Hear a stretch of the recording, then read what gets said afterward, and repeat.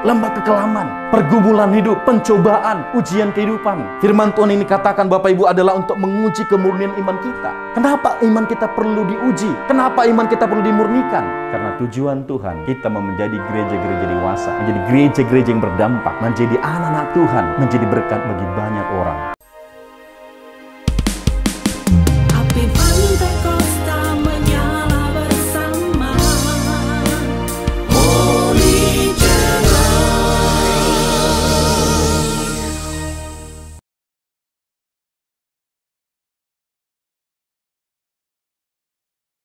Puji Tuhan, salam buat Holy Lovers.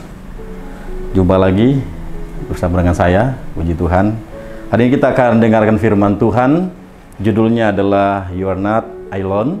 Artinya, Anda tidak sendiri. Adakah di antara kita hari-hari ini merasa sendiri, Bapak Ibu dalam Tuhan? Adakah merasa, oh Tuhan tolong, aku merasa jenuh, aku udah merasa ketakutan, aku merasa sendiri, aku perlu teman untuk menghadapi situasi-situasi ini.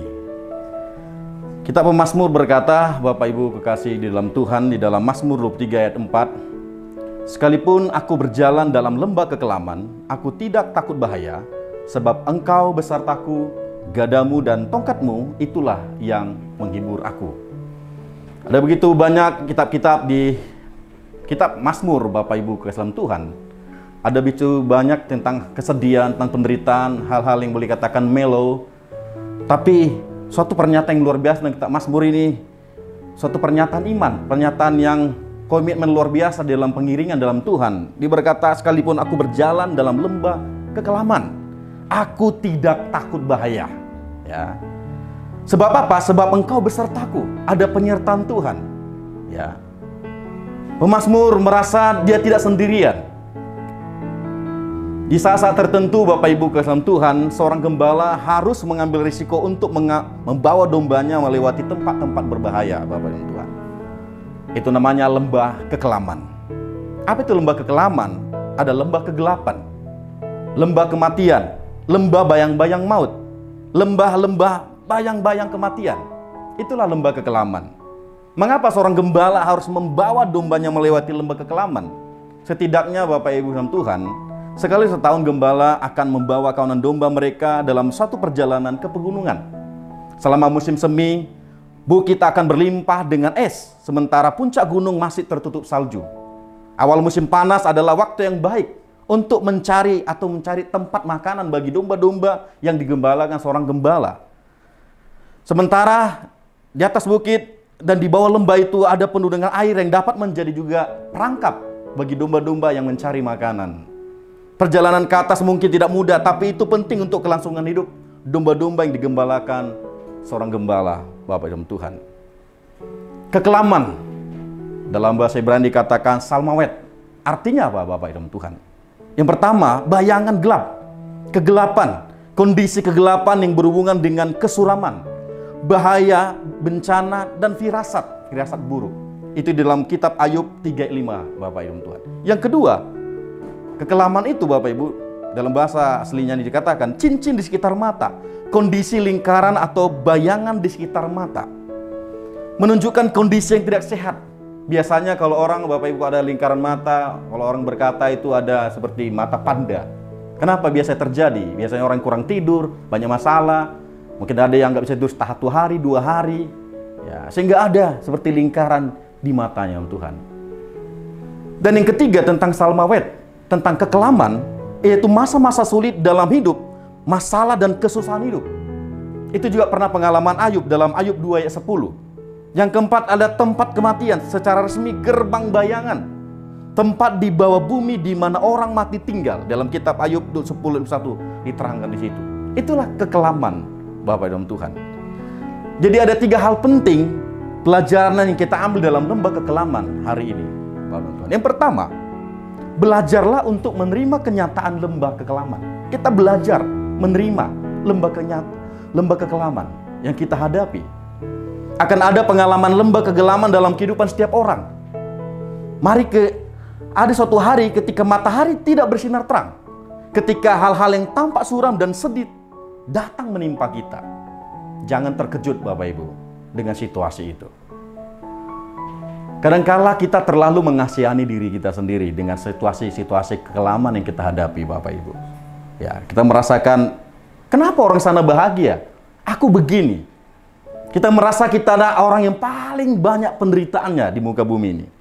Namun perlu kita ketahui, Bapak Ibu kekasih dalam Tuhan, ketika kita bersungut-sungut, maka kita sedang meragukan Sang Gembala kita yang agung, yaitu Tuhan Yesus Kristus. Kita harus bisa menerima kenyataan bahwa selama kita di dunia berdosa ini, kita akan menghadapi situasi dan masa-masa yang sulit Bapak Ibu. Namun sebagai orang percaya, kita harus melihat apa kata firman Tuhan. Yesus pernah katakan dalam Injil Yohanes 16 ayat 23 berkata, "Semuanya itu kukatakan kepadamu, supaya kamu beroleh damai sejahtera dalam aku. Dalam dunia kamu menderita penganiayaan. Tetapi kuatkanlah hatimu, aku telah mengalahkan dunia." Yesus sudah menerangkan bahwa di dalam dunia ada begitu banyak penderitaan. Kita harus paham tujuan kita bukanlah dunia, Bapak Ibu kekasih dalam Tuhan. Tujuan kita adalah sorga yang mulia yang sudah Tuhan siapkan bagi kita orang-orang yang percaya. Itulah yang pertama, kita harus bisa belajar menerima kenyataan dalam kekelaman kita. Jangan terlalu mengasihani diri kita sendiri dengan situasi-situasi sulit yang kita hadapi, yang mungkin kita hadapi hari-hari ini. Yang kedua, pelajaran yang penting bicara tentang lembah kekelaman. Fokuslah pada Gembala dan jangan fokus kepada lembah kekelaman. Fokus pada Gembala kita yang agung. Siapakah dia? Tuhan Yesus Kristus yang telah menyelamatkan kita, yang telah memberikan dirinya, pribadinya untuk keselamatan hidup kita. Sehingga apa? Surga sudah menjadi jaminan bagi orang-orang yang percaya dan menerimanya sebagai juru selamat Bapak Ibu. Fokus kepada Tuhan Yesus. Gambaran kekelaman Bapak Ibu, lembah kekelaman adalah ini bicara tentang hal-hal yang menakutkan. Mungkin hari-hari ini kau sedang takut. Takut menghadapi hari depan. Takut menghadapi bagaimana setelah ini nanti. Lembah kekelaman juga Bapak Ibu gambarannya seperti hal-hal yang mengecewakan. Engkau mungkin sering mengecewa. Engkau kecewa pada suamimu, kecewa pada istrimu, kecewa pada anak-anakmu, kecewa mungkin pada pemimpin atau pembimbing rohanimu. Gambaran lembah kekelaman juga Bapak Ibu ada hal yang menyakitkan. Mungkin banyak yang menyakitkan hatimu hari-hari ini. Ya, gambaran kekelaman juga Bapak Ibu adalah tidak ada pengharapan.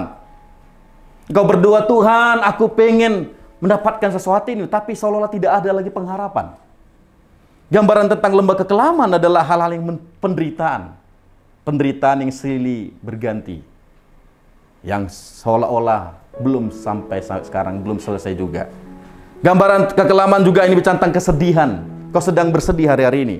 Perpisahan. Perpisahan kepada orang yang kita kasihi, orang yang kita sayangi, mungkin sudah mendahului kita. Itulah kekelaman Bapak Ibu. Tapi Daud berkata dalam ayat mas kita tadi, Mazmur 23:4, "Sekalipun aku berjalan dalam lembah kekelaman, aku tidak takut bahaya, sebab Engkau besertaku, gadamu dan tongkatmu itulah yang menghibur aku." Ya. Semua lembah kekelaman, mau tidak mau Bapak Ibu kasih Tuhan, kita lalui. Dalam 2 Korintus 4 ayat 17-18 berkata, "Sebab penderitaan ringan yang sekarang ini mengerjakan bagi kami kemuliaan kekal yang melebihi segala-galanya, jauh lebih besar daripada penderitaan kami. Sebab kami tidak memperhatikan yang kelihatan, melainkan yang tak kelihatan, karena yang kelihatan adalah sementara, sedangkan yang tak kelihatan adalah kekal." Mari Bapak dan Tuhan, jangan hanya fokus pada hal yang kelihatan. Mungkin hari-hari ini kita sepertinya dibawa Tuhan kepada hal-hal yang nyaman, situasi yang enak. Tapi kalau hal-hal itu tidaklah membawa satu bernilai kekal, tentunya kita jangan hanya bersandar pada ke situ Bapak dan Tuhan. Kita harus melihat kepada hal-hal yang tidak kelihatan, yang bernilai kekekalan, itu surga. Ketika aku berjalan dalam lembah kekelaman, ada Tuhan yang menyertai aku. Itu kata kitab pemazmur tadi. Berdoalah Bapak Ibu. Mulailah berdoa, katakan, "Tuhan, hamba tidak takut, karena Engkau selalu bersamaku. Aku akan melewati perjalanan sulit dengan aman, karena Engkau berada di sini.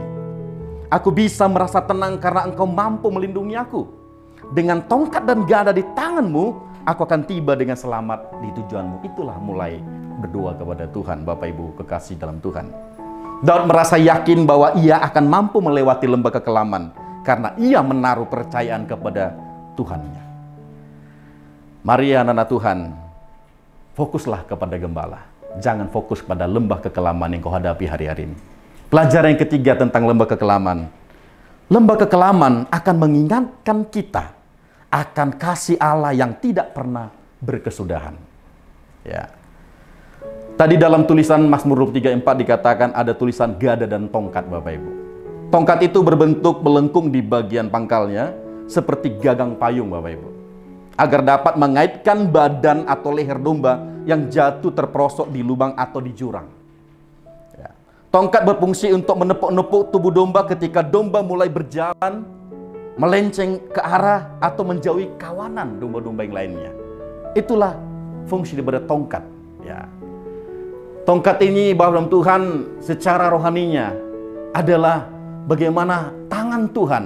Kalau kita sudah mulai berusaha menjauh dari kita, Dia akan mendekatkan kita dengan Tuhan.